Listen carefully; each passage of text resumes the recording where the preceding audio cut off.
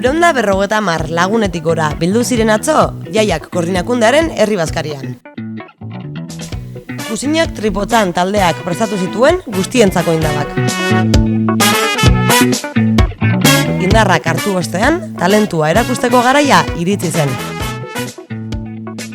Ainubeak kuadrillak Laudio's Got Talent ekintza antolatu zuen horretarako. Abestu, antzestu eta dantza. Denetarik egin zuten, bai partaideek eta baita ikusleek ere.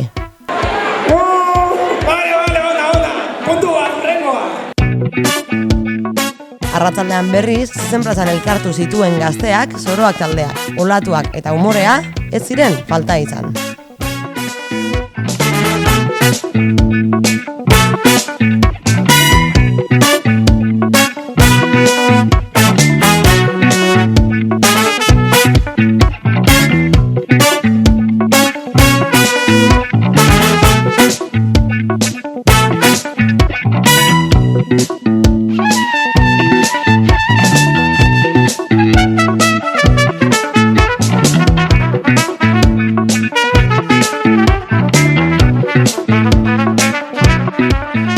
Egunero bezala, kale jirak girotu zituen kaleak 8etan, oraingoan kolpez blai batukadarekin.